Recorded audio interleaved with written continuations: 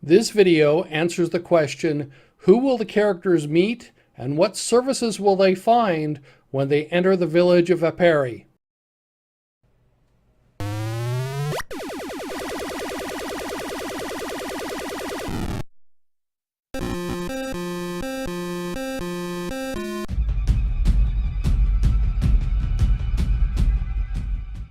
So what's in your village?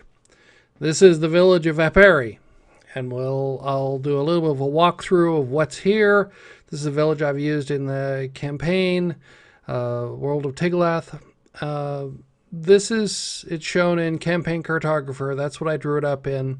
You could use other tools. This is the tool that I'm just using. You see that there are a variety of different things in the town.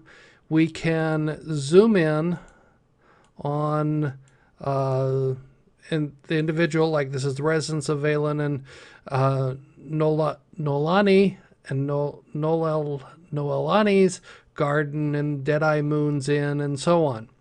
So this shows us the village. I also have another map which is the entire area around Appary, because this became interesting with regard to several of the quests that are involved in Appary. So what is in Appary? Well, I used the service generator, and this is loaded into Excel, so you can, this is one of the things I use a lot of, is I use Excel simply because it's an easy way to keep track of things. So I have an apothecary, a metalsmith, an inn, a bell foundry, which founds bells, a cooper, a scribe, a barber, a woodworker, and a boarding house. And then I have the names of each of the shops. It's the Little Shop of Flowers, the Crafty Serpent Forge, the Dead Eyes, Moon Inn, and Ring My Chimes, and Normand's Barrels, and Shahak's Penetrating Implement, who was the scribe, Rufino's Scissors for the barber, Green Door Woodworking for the woodworker, and Thorsten's Home for Wayward Girls. So each of the buildings in Appary, if we zoom in a little bit here on the buildings, I have and I come back to the map. Each of the buildings is assigned a number. That's very easy to do inside Campaign Cartographer. And so every building has a number, and I represent it in this is the building ID. So each number has the building ID, and then I have the description here. So this is City Appary, building ID, description, and the name, and occasionally some notes. Then, using the non-player character generator that I've used, and a variation of that, I actually have every person in the town in this city. So they're organized by building ID. Of course, I could always sort this differently. Some of them are highlighted because that was what happened in the last campaign. For example, Erskine, who's here, is highlighted as dead. Judy is, Judy is also dead, but that's a different scenario. Dead in a different way. And so I know the names of the buildings, I know what services are available, and I know what people. So I thought I'd do a short little introduction into the village of Appary. So you can see that each of the roads are named. There's the Little Shop of Flowers right here, and here's Dead Eyes Moon Inn. And so this gives you a quick overview of what's in a little village. This is not a big city, but this is a little village. There are some interesting things that happened here. We spent probably a couple of months going through this village because they were trying to get various pieces of information, which was, I'll cover more of that in another video.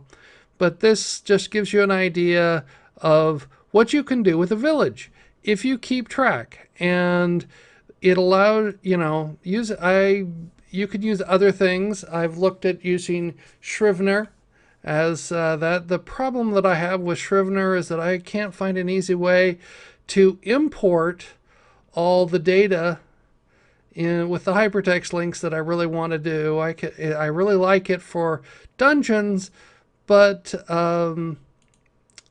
when you've got, this has got 225 non-player characters, and you really want to describe each building and put a link to everyone.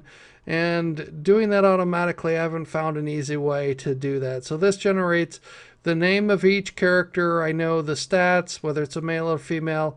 The process I use actually specifies, this is the spouse. This says that Kwame is Onala, is married to Onala, so you can have these, like Mansour's name married to Sapphire, and then these are their children. So you can see how they are organized here with children and so on. And that the age and whether they're floppy or dirty or immaculate, and you can come through and I keep everything and what they're interested in, and occasionally some notes that you see over on the far right. Uses the owner and uses lots of garlic, and he's the innkeeper, Mansour. And this allows you to